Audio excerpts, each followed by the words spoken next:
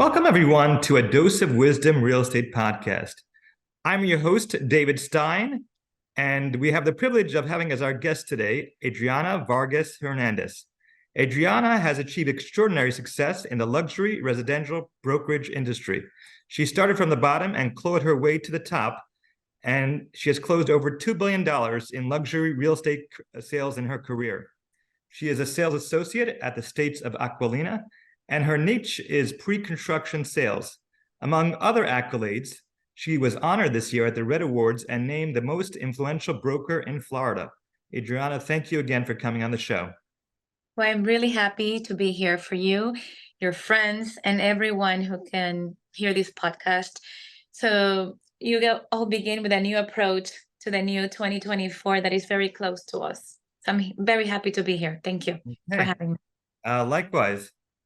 Okay, so my first question to you is, what is the background to how you got on Univision, and how did that change your life?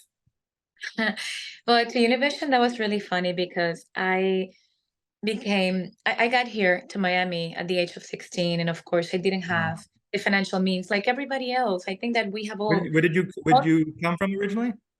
Puerto Rico. My mother is Cuban, my dad Puerto Rican, and I came to Miami at the age of 16 from Puerto Rico.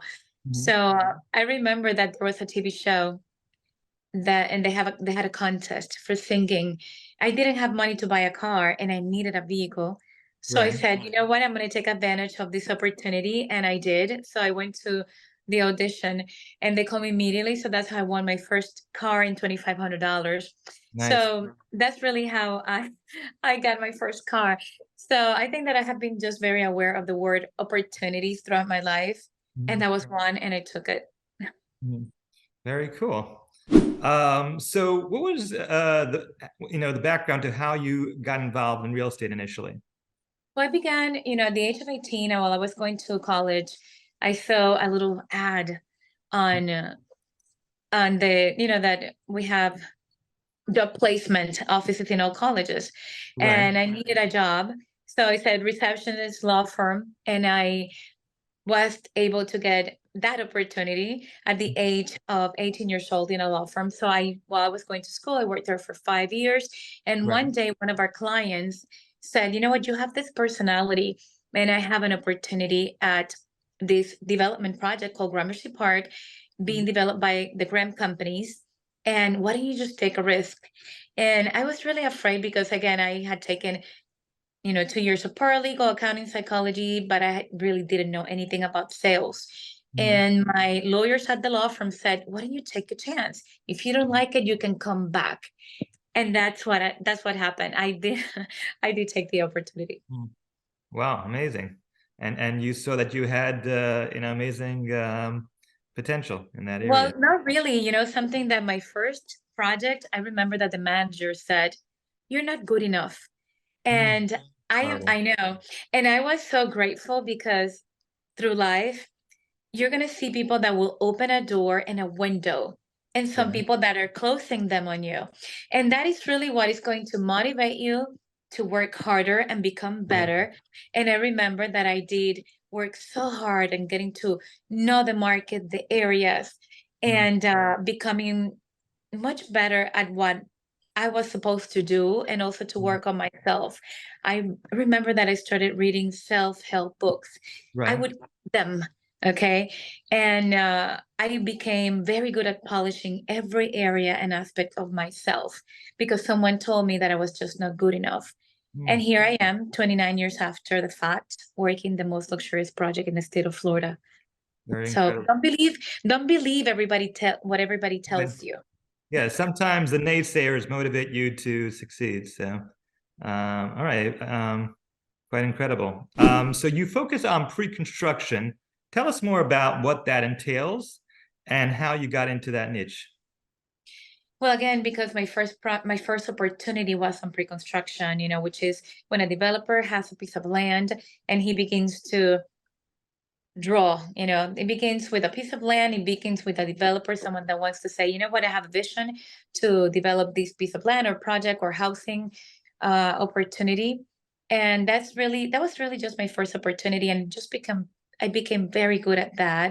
And it is really exciting when you see an opportunity of just a piece of land in an area and you see who is the perfect target for that area, for that community. Right. And then you obviously find an architect, you put a team together, a marketing team. And in some cases, actually in South Florida, we have to go outside of Florida to sell the project. I would say that probably 80% of the product that I have sold in my entire career have been sold to outside of Miami. So I have really traveled the world selling pre-construction. I remember I've been in 3 different countries in a week in instances, in doing events, cocktails, and meetings in different projects. So I have really been all over the world selling projects from Dubai to France, to Ireland, to London, all the way to Latin America, to New York, Canada. So it's been really, really interesting to know who is your perfect target, depending and according to the property and the location, because you can have a property, let's say Brickell City Center, which was one of my projects, and and Tampa, for example, Tampa Bay. So you need to know where is your and who is your target according to the project. Right. And it's incredible that South Florida has become a magnet for investors around the world. What do you think about, Florida specifically that's made it so attractive, especially recently? You know what? Number one, that we have been working in our city for many, many, many years. And we were ready. There's something that I remember all the time, and I really want you to borrow it and own it. Right. It is not the same to have an opportunity and not being ready than being ready when you have an opportunity. And when COVID came, Miami was ready for that opportunity.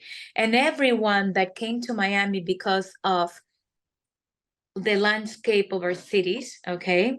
The exteriors is not the same when you have COVID and you are in a winter in a close location than when you have the winter and here you can walk and be outside and all of that. Our city was opened. Our city was open for that opportunity.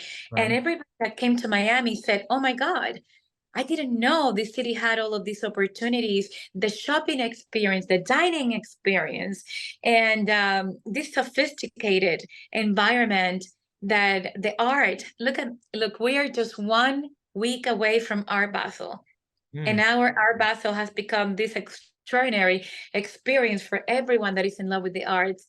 And people saw it. People saw the opportunity. People saw that Miami is just this new city. Right. And our dining and shopping experience. And here we are. Now everybody wants a little piece of Miami, including the technology-oriented people and investors from all over the world. And now, not only they want to invest in Miami, they see Miami as the perfect opportunity to have a second home. Right. Yeah, I was reading this week that one of the major hedge fund managers said that they believe Miami will become the new financial capital of the world, overtaking New York. Yeah. I know. So again, Miami's a baby city, in comparison to New York, and we always have to be mindful of that.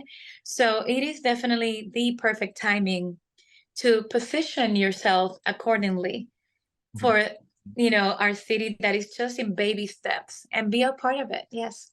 Right. Okay, very cool. Do you have any stories of adversity or challenging situations in your career where you were able to successfully turn things around? Oh my God. I think that your greatest opportunities are going to come with every challenge. Right. I think my greatest challenge was as a director of sales for the Related Group in 2009. Right. That was really the ultimate challenge in this industry, not only for me, but for our developers and our greatest developers in the cities and in the country. So as Adriana Vargas, The Great Recession. oh my God, the bubble, yes, the financial recession. I believe that we all became very humbled Mm-hmm. because we all realized that it doesn't matter how good you are in terms of developers, sales, marketing companies, you need to understand and be very mindful and humble when you talk about real estate. Because every cycle, every real estate cycle is a new beginning. And everything that you did in the past, you need to be able to delete all of it and Right. begin all over again every time that you have a new project and a new cycle. So I do believe the recession from 2009, when we all thought we were all so successful at what we did, and we noticed that the market conditions, the financial conditions from not your city, from the country and from the world. Because I remember when the Enron scandal happened and I was just arriving in London Right. to sell a project in Tampa. And that was the beginning of the end, okay, of that situation.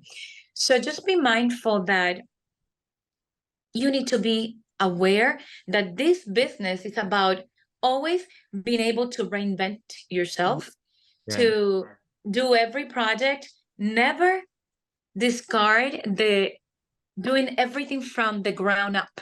And what do I mean by that? I mean that the basics that we do in real estate, which is what?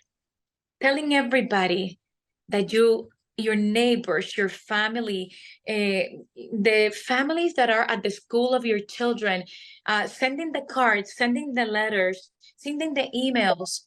That is really what I consider our number one, when we do in this industry. And after that, everything that has to do with social media. So don't disregard anyone or anything in real estate, because I learned during the most difficult times when I was a director of sales at the related group that it does work, because I was very successful during those challenging times. And I'm here, I think, because of that, because I never gave up during the related period times of 2009. And I'm so grateful that they believed in me during those periods of times. And I was able to save my project, my team from a catastrophe. And thank you for that, related, by the way. Okay. All right. Thank you very much. Likewise. I really appreciate it. Have a good day. Ciao, ciao. Okay. Bye-bye.